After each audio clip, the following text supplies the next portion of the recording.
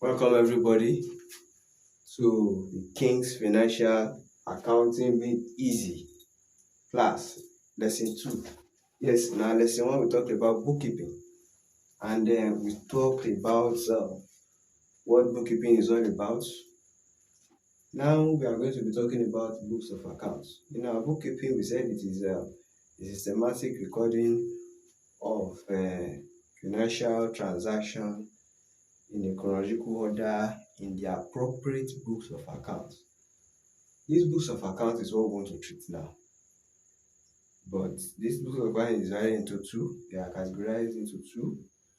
But we are going to talk about those books of accounts that are related to bookkeeping first. We want to conclude on bookkeeping. Let's talk about books of accounts related to bookkeeping. Let's finish on bookkeeping. Then we'll now move to the second type or category of book of accounts, which we can only discuss when we start the accounting proper. Bookkeeping is the foundation for accounting. So we need to understand the bookkeeping aspect very well before we now move to accounting, so we won't get confused. So now, what are the books of accounts? They are categorized into two. One, we have the journal, and the second one is the ledger. You see, the journal here is known as the original book of entry, or prime book of entry. The original book of entry means that is the first place where business transactions are recorded first before transferring to your ledger. Your journal serves as a source to the ledger. You can't prepare your ledger without your journals. You have to prepare your journals first, then you now use the information in the journal to prepare the ledger. So that is that about journals. And then the journal, the books of account under journals are those books that are used for the bookkeeping process. The bookkeeping process is done using the books of account under journal. What are the books of account under journal?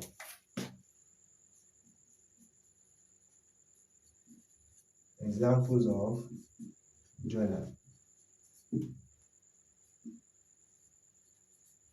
First, we have our sales journal.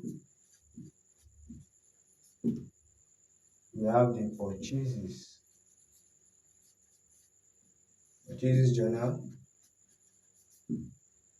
We have our sales returns journal. We have purchases returns journal. We have our cash book.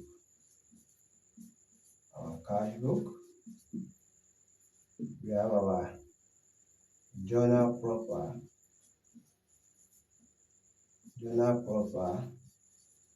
I can also call it general journal. General proper, general journal, they mean the same thing.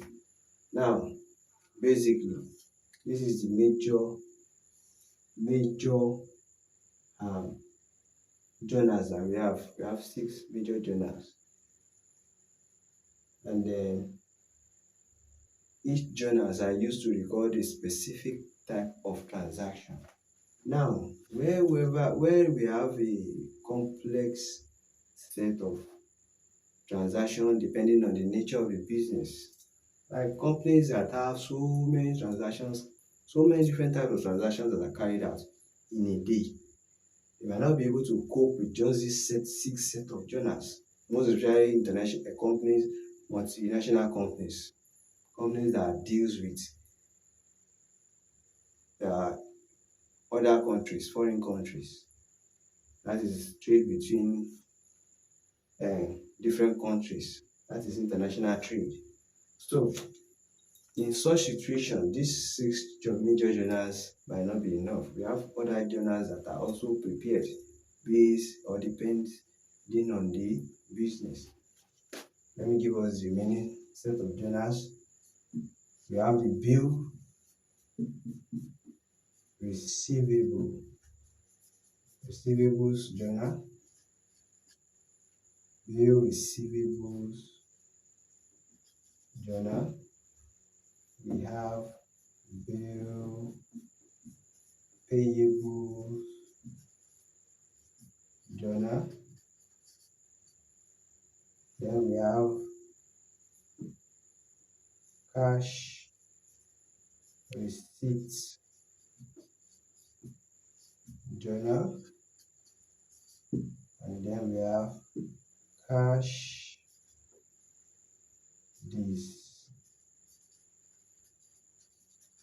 disbursement journal. So this is about 10 divisions of journals, examples of journals that we have. It depends on the nature of the business. Some business is from this number 1 to number 6 is enough for them, while some businesses like multinational companies, or even if it is not multinational companies, but they have a lot of type, they have so many kind and types of transactions are carried out, so many numerous thousands of transactions that will be carried out in a day. Then you might not be able to cope with just preparing their cash book. You might have to split this cash book into two: the cash receipts journal and then the cash disbursement journal. So that is that about this. Now I'm going to start explaining each journals to us, and then I will also let us understand the source document for each journal, because you cannot just record into those journals without a source document. And a source document is an official document that acknowledges that a certain or a specific type of transaction have been carried out. If you have purchased goods on credit, there must be something that is issued as an evidence that these goods that you have purchased is actually true, that you have purchased these goods on credit. So it is that source document that will now be used to record into the journals. I'm going to explain each journal to us in our next class. Thank you. God bless you.